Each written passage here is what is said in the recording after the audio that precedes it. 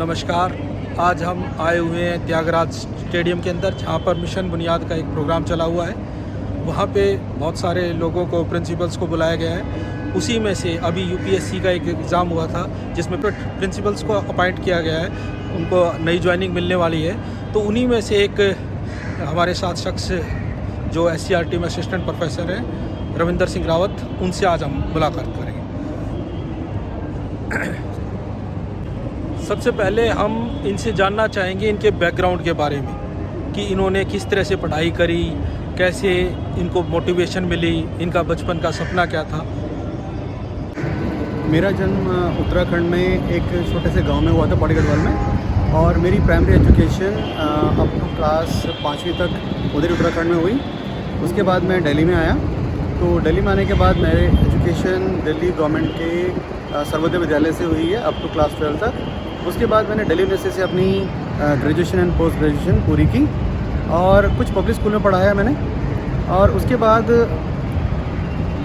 Primary teacher के तौर पर मैंने अपना करियर स्टार्ट किया दिल्ली गवर्नमेंट के अंदर, और 3 साल में प्राइमरी टीचर रहा। उसके बाद मैंने प्राइमरी टीचिंग के दौरान मैंने बीएड कर लिया और मैं डायरेक्ट टीजीटी सेलेक्ट हुआ 2010 में।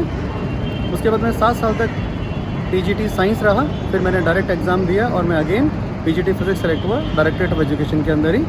और फिर उसके बाद मैं 2-3 साल करने के बाद SCRT को मैंने ऑन डेपुटेशन ज्वाइन किया एज असिस्टेंट प्रोफेसर फिज़िक्स। और अभी SCRT में मैं पिछले 1.5 साल से काम कर रहा हूँ। और इसी दौरान ये यूपीएससी का एग्ज़ाम हुआ, जिसमें कि मेरा चयन प्रिंसिपल के पद के लिए हुआ। इस तरह से ये मेरी पूरी जर्नी रही। अब मैं आपसे ये जानना चाहूँगा कि आपने इसकी तैयारी किस तरह से करी। आप दोनों बताएं, प्री की भी, मेन की भी, इंट्रो की भी, और जो भी प्रोसेस रहा किस तरह से, ताकि आप जो लोग आगे प्रिंसिपल बनना चाहते हैं उनको आप अच्छी तरह से गाइड कर सकें। इस एग्ज़ाम की तैयारी के लिए मैंने कुछ प्लानिंग की थी। वो प्लानिंग कुछ इस तरह से थी कि मैंने पहले इसका सिलेबस एनालाइज़ किया कि हमें जो ये एग्ज़ाम देना है, इस एग्ज़ाम का सिलेबस क्या है। उस सिलेबस में जो पार्ट उसके अंदर है, उन चीज़ों को मैंने ओरिजिनल डॉक्यूमेंट्स जहाँ तक हो सके उनको डाउनलोड करने की कोशिश की, चाहे नेट से या कुछ फ्रेंड से हमने इसको हासिल किया। हमने 5 या 6 लोगों का हमने ग्रुप बनाया टीचर्स का, अपने फ्रेंड्स का, जिसमें 1-2 वाइस प्रिंसिपल भी थे, और हम सब ने मिल करके अपने जो हम डॉक्यूमेंट या जो हम सिलेबस या जो हम कंटेंट कहीं से डाउनलोड करते थे वो आपस में शेयर करते थे। तो उससे हम लोग पढ़ते थे, और उसके बाद हम लोग वीक में 1 बार या 2 बार मिल करके फिज़िकली या ऑनलाइन उस पर डिस्कशन करते थे, रिगरस डिस्कशन करते थे, एक दूसरे को क्रॉस क्वेश्चन करते थे। इसी स्ट्रेटजी को हमने बाद में इंटरव्यू में भी फॉलो किया।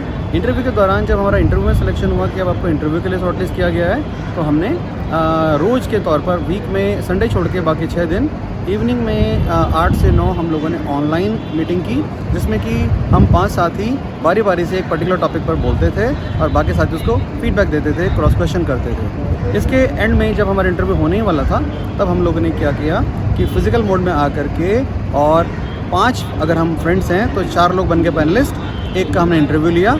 इसी तरह से हमने 4-5 लोगों का इंटरव्यू कंडक्ट किया, फीडबैक दिया, उनको बताया कि वो कहाँ मिस्टेक कर रहे हैं, क्या इसमें और करेक्शंस किए जा सकते हैं। इसी तरह से हमने करीब 5 या 6 इंटरव्यू जब अपने आपस में लिए, मॉक इंटरव्यूज़ किए, तो मुझे लगता है कि इसका बहुत बड़ा फ़ायदा हुआ। एक मुझे लगता है कि SCRT में हम लोग हैं, तो SCRT में जो हमें एक्सपोजर मिला है, ये करिकुलम जो हम बना रहे हैं, जो इन सर्विस प्रोग्राम हम कर रहे हैं, जो प्री सर्विस बच्चों को हम लोग लेके चल रहे हैं, इससे भी मुझे लगता है मुझे काफ़ी फ़ायदा इस सिलेक्शन में हुआ है।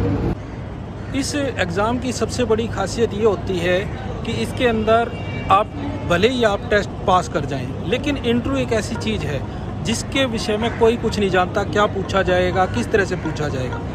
तो आपसे मैं ये जानना चाहता हूँ, आपके इंटरव्यू में क्या प्रश्न पूछे गए, आपने क्या उत्तर दिए, ताकि ये चीज़ जान सके कि भी आपकी जो तैयारी थी उसका इफ़ेक्ट इंटरव्यू पे हुआ, या आपको लगा कि इंटरव्यू की ज़रूरत नहीं थी, हम पहले ही तैयार थे। जो भी कुछ आप बताना चाहें।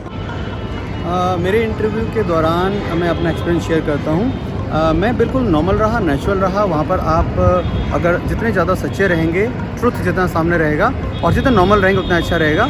इंटरव्यू के लिए पैनलिस्ट के बाद कोई क्वेश्चन की लिस्ट नहीं होती है, वो आपके आंसर से ही दूसरा क्वेश्चन निकालते हैं, और अगर आप चाहें तो अपने इंटरव्यू को गाइड भी कर सकते हैं। जैसे कि मैं एग्जांपल देके बताता हूँ आपको।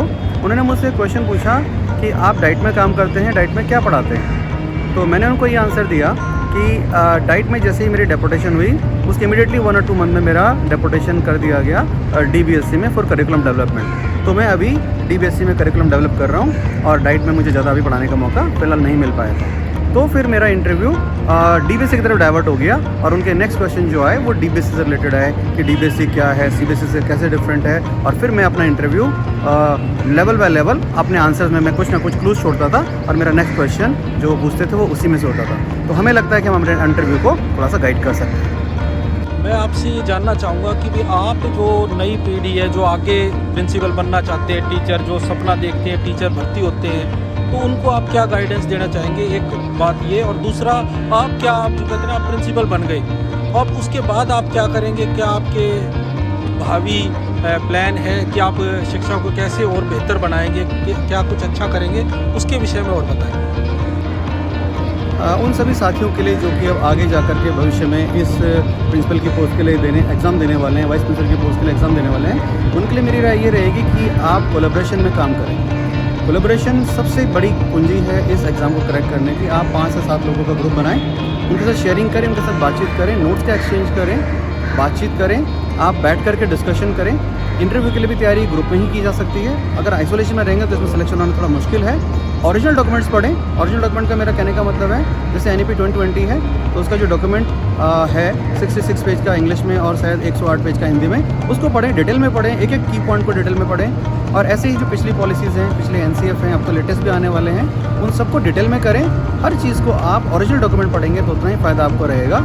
और जितने नेचुरल आप वो इंटरव्यू में रहेंगे, आपको जो भी आपने स्कूल में जितनी भी इंटरवेंशन आपकी चल रही हैं या जितने भी तरह के काम स्कूल के अंदर चल रहे हैं, उन सब के बारे में उनके इंचार्ज से बात करिए। जैसे कि PWF में क्या होता है, ऑफिस में कौन से काम चल रहे हैं, या देशभक्ति करिकुलम चल रहा है तो क्या क्या चल रहा है, हैप्पीनेस चल रहा है तो उसमें क्या चल रहा है, और स्कूल में प्रिंसिपल अगर काम करे तो क्या कर रहे हैं, फिजिकल एजुकेशन में क्या चल रहा है। ये सारी चीज़ें से आप इन्वॉल्व होंगे तो आपको ज़्यादा प्रिपरेशन की ज़रूरत नहीं है, आप ऑटोमेटिकली सिलेक्ट हो जाएंगे। आप अगर चाहें इंटरव्यू के लिए अगर आप तैयारी करना चाहते हैं तो मैं फिर कहूँगा आपको कि जितना ज़्यादा बोलने की प्रैक्टिस करेंगे ना आप, उतना ही ज़्यादा फ़ायदा रहेगा। आपके प्लान?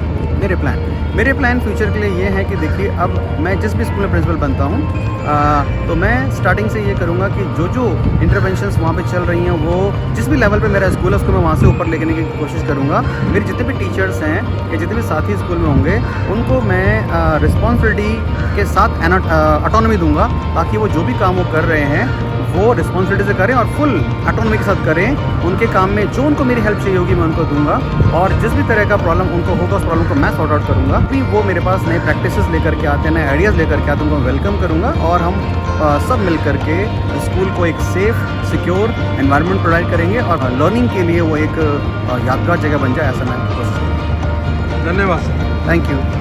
तो साथियों, आपको एक भावी प्रिंसिपल से मिलने का मौका मिला, हमने उनके विषय में जाना समझा, और हमारा उद्देश्य यही है कि जो भी शिक्षक समाज से, शिक्षा से रिलेटेड हैं, उनके बारे में आपको समय समय पे इस तरह के व्यक्तित्व से निरंतर आपका परिचय करवाया जाए, ताकि आपको निरंतर कुछ नया सीखने की गुंजाइश बनी रहे और आप हमारे चैनल को, हमारे प्रोग्राम को ऐसे ही देखते रहें। धन्यवाद।